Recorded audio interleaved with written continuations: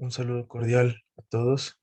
Soy el doctor Carlos Emilio Albarracín Revelo y el tema es orientación de diagnóstico inicial de lupus eritematoso sistémico a partir de lesiones mucocutáneas, reporte de un caso clínico. Antes de empezar, aclarar que no tengo ningún conflicto de intereses. La tabla de contenido se centra en el objetivo, introducción, los tipos de lesiones mucocutáneas que vamos a poder diferenciar en esta patología, la clasificación de las mismas, criterios para su clasificación de acuerdo al tipo de lesión que podamos observar e identificar en el paciente, un algoritmo de diagnóstico y tratamiento de lupus eritematoso sistémico, el caso clínico a presentar, las conclusiones y la bibliografía que respalda la parte académica teórica. Pues, ¿cuál es el objetivo? Identificar de manera competente y oportuna las manifestaciones mucocutáneas de lupus eritematoso sistémico. Hay que describir que el lupus es una patología autoinmune crónica cuya etiología no ha sido determinada, sigue siendo aún desconocida, con la particularidad que mimetiza ciertos aspectos muy particulares de otras patologías, ocasionando que cualquier órgano del cuerpo pues sea diana de enfermedad. Mayor frecuencia pues en mujeres en edad fértil en un 90%. Manifestaciones clínicas son variables, pero las manifestaciones que sí se presentan, que son mucocutáneas, en pacientes lúpicos son predominantes entre un 75 a un 90%. Dentro de esta clasificación, pues tenemos que la fotosensibilidad es la más común, seguido por el eritema malar, úlceras bucales, alopecia, eritema discoide, eritema por vasculitis, entre otras como la urticaria o el lupus subcutáneo agudo, que se encuentran distribuidas según su porcentaje, como se muestra en la diapositiva. Pues bien, estas lesiones que nosotros podemos encontrar se pueden dividir en agudas, subagudas y crónicas. Las lesiones agudas son, por ejemplo, el eritema malar, que por lo general se desencadena por exposición solar, pero con la particularidad en el lupus que respeta los pliegues nasolabiales y también la presencia de las úlceras orales que son indoloras. Ahora, el lupus cutáneo subagudo está caracterizado por lesiones anulares y pápulo-escamosas, las cuales tienen por lo general una distribución simétrica en hombros, cuello y espalda, y son lesiones pues fotosensibles. Por lo general estas lesiones no dejan ningún tipo de cicatriz. Y por último, pues el lupus discoide, son lesiones circulares con bordes eritematosos, hiperpigmentados, escamosos, ligeramente elevados, con centros atróficos, despigmentados, donde existe una destrucción permanente del apéndice dérmico. Y esta sí tiene la característica de que son cicatrizables. Es muy importante reconocer estos diferentes criterios para poder clasificar al lupus de una mejor manera. Y esta tabla tomada del Colegio Americano de Reumatología pues nos indica los criterios que tenemos en la parte derecha y la definición de cada uno de ellos. Como podemos ver, esta clasificación, 5 de los 11 tópicos, de los 11 criterios que usa para la clasificación están estrechamente o directamente relacionados a patología mucocutánea. Es decir, que si bien es cierto puede ser la sintomatología de lupus variable, tenemos la característica de que predominantemente va a presentarse de manera de afecciones tanto en la piel como en las mucosas. Por ejemplo, el eritema malar que está descrito en la literatura y es la que nos da el nombre propio de lupus, el rash discoide, la fotosensibilidad y las úlceras orales. Esto acompañado por una gama mucho más amplia, un abanico de características clínicas pues que están descritas y que nos describen no solamente en la clínica que puede presentar el paciente, la sintomatología que puede presentar el paciente, sino también con la ayuda de los laboratorios que pueden presentarse alterados y pues sus rangos están muy bien detallados en la tabla. Ahora, es muy importante y cabe hacer énfasis en que para el diagnóstico de lupus usando esta tabla es necesario 4 de 11 de estas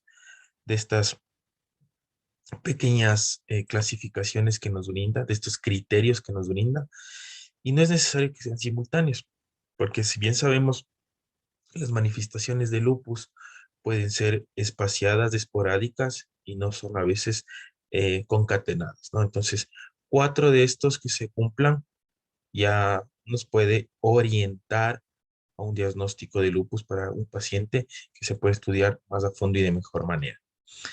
Ahora, si nosotros encontramos en nuestro paciente síntomas sugerentes, síntomas que pueden ser, si bien es cierto, inespecíficos, pero con la tabla que acabamos de observar nos puede facilitar y orientar, tenemos que usar exámenes auxiliares como es el ANA, el hemograma, plaquetas y el examen de orina. La característica de estos exámenes auxiliares es que no son patognomónicos, que quiere decir que si nosotros tenemos positivo estos exámenes, no necesariamente nos están dando el diagnóstico, nos están orientando, ayudando, sí, pero no nos dan el diagnóstico porque uno de estos sean positivos, ya que el 50% de los pacientes que presentan el lupus pueden tener el ANA negativo y en personas sanas también se ha visto que el ANA puede estar positivo. Entonces, no son mandatorios y siempre tienen que estar correlacionados con la clínica del paciente. Entonces, si tenemos los test normales, y ojo, no es muy importante porque en el principio de este algoritmo vemos que son síntomas sugerentes. Cuando tenemos el síntoma sugerente que se acompaña de un laboratorio negativo y los síntomas desaparecieron, pues descartado el lupus.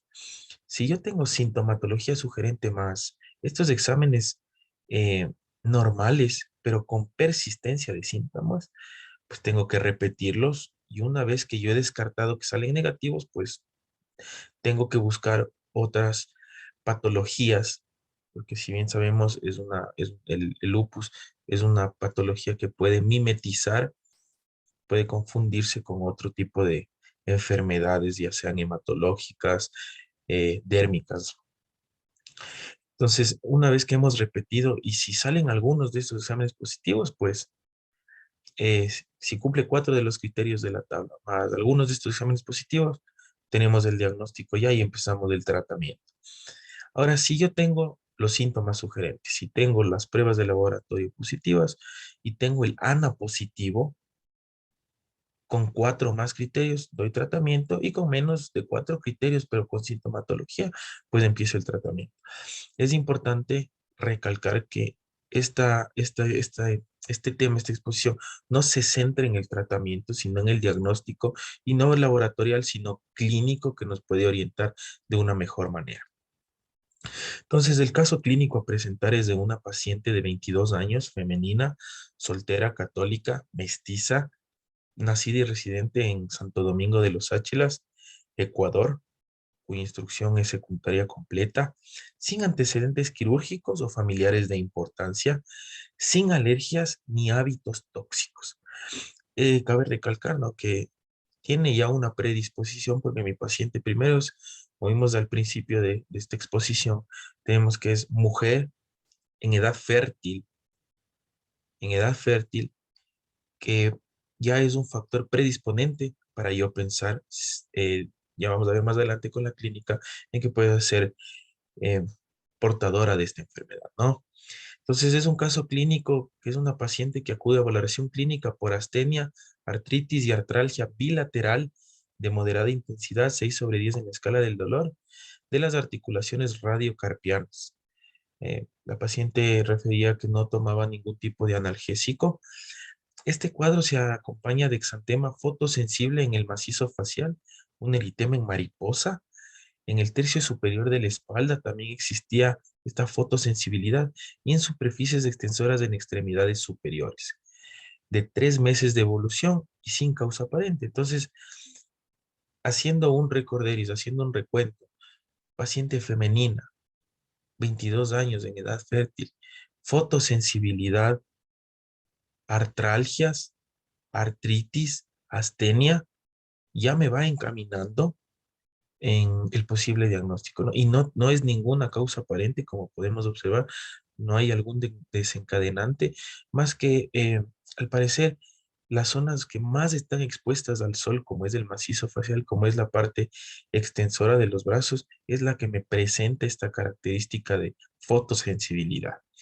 Entonces nosotros procedemos a realizar el examen físico, presión arterial 170, frecuencia cardíaca 90, frecuencia respiratoria 18, saturación 90 y una temperatura de 37 grados.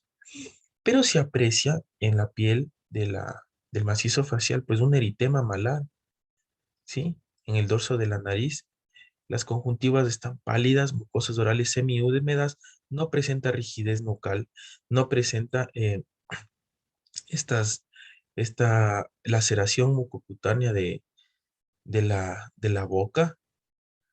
Tiene un tórax simétrico, expansibilidad y frémitos conservados, corazón rítmico, hipofonético, no se ocultan soplos, murmullo vesicular presente y sin ruidos sobreañadidos. Al abdomen, pues es un abdomen suave, depresible, doloroso, a la palpación profunda en epigastrio e hipocondrio derecho.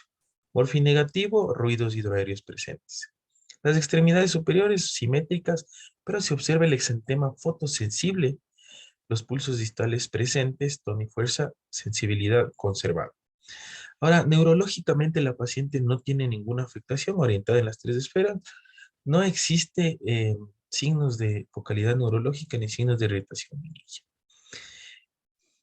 Nos vamos ahora a la batería de las pruebas complementarias que nosotros tenemos ya orientados, porque ya, como podemos ver, la paciente cumple algunos criterios expresados en la tabla, entonces ya me va guiando al diagnóstico y necesito complementarlo. Entonces, como podemos ver, un leucocitos 2.0, hematocrito 37, hemoglobina 12, linfocitos 25%, plaquetas 86,000, glucosa en 200 miligramos de xilito, creatinina 1.5, ácido úrico 8.5, TTP 35.5, TP 11.8 y NR de 1. PCR cuantitativo 2 cruces, látex negativo, BDRL no reactivo. El examen de orina es normal, el copro parasitario es normal, pero aquí nos llama la atención que los anticuerpos ANA están elevados. Anti-DNA, cadena simple, también están elevados. Entonces, es una paciente que acude con una clínica sugerente de lupus, tanto por la clínica como los hallazgos que hemos tenido en el laboratorio. Entonces, el caso clínico presentado se correlaciona con nuestro objetivo, que es aprender a identificar estas lesiones mucocutáneas para poder guiarnos en el diagnóstico de lupus eritematoso simple. Como conclusión de este caso presentado por la, por las características muy especiales, pues sabemos que el lupus eritematoso simple es un camaleón que emula otras patologías y en el diagnóstico diferencial de enfermedades autoinmunes, la localización de las lesiones fotosensibles, articulares y de afectación de otros órganos, así como los resultados obtenidos de la determinación de anticuerpos, nos orientaron al diagnóstico de lupus. Otras patologías que se evaluaron en este caso clínico, pues fueron enfermedades dermatológicas, porque cabe recalcar que la fotosensibilidad de las áreas expuestas al sol, pues nos hicieron pensar en que tal vez podría ser una enfermedad relacionada a la piel, una reacción por una exposición prolongada al sol, una exposición prolongada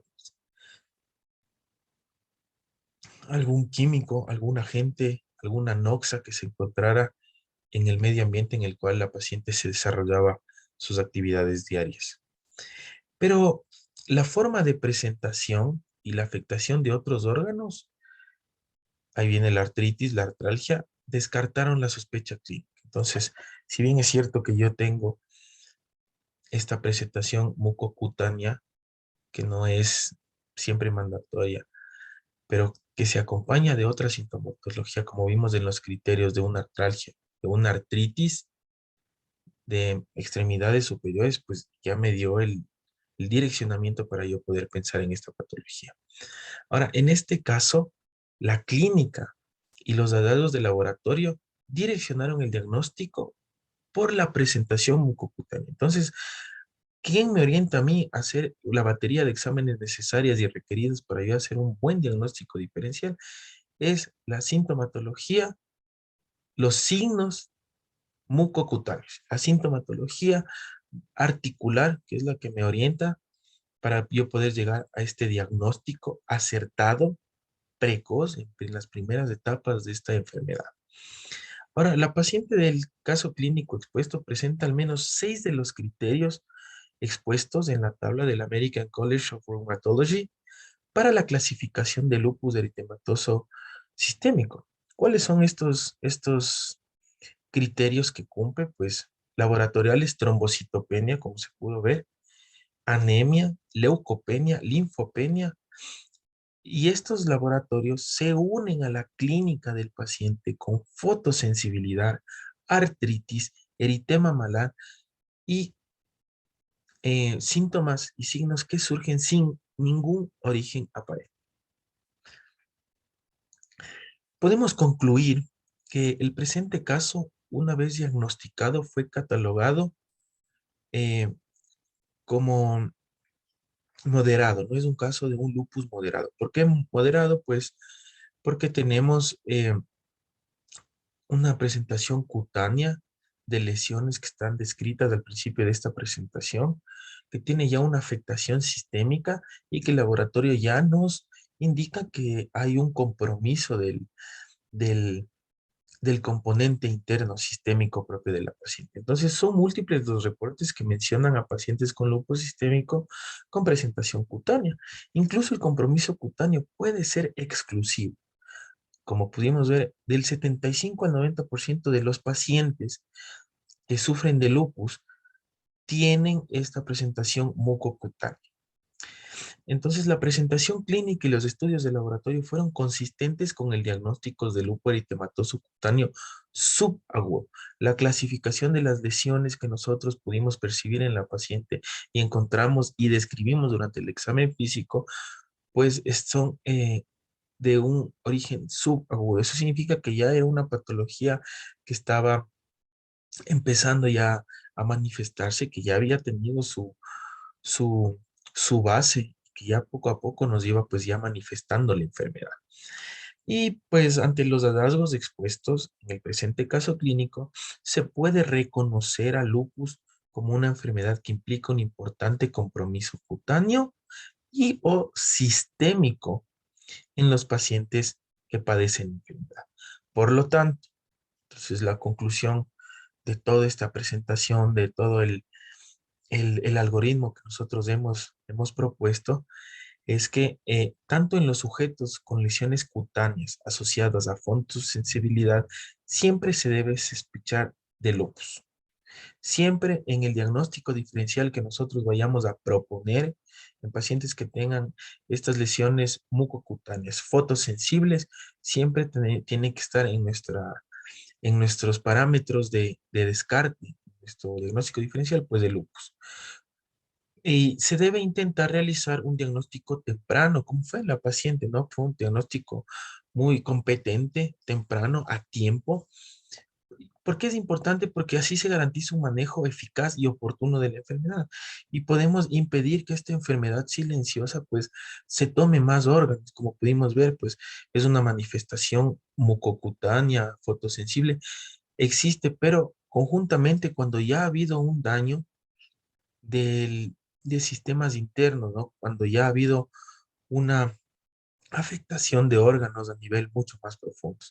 Y esta afectación se ve reflejada pues en los exámenes que nosotros realizamos de la paciente, donde ya pues había a nivel hematológico un compromiso y había a nivel hematológico una disminución de los valores normales de los elementos figurados de la sangre. Por eso es tan importante hacer el diagnóstico de manera oportuna.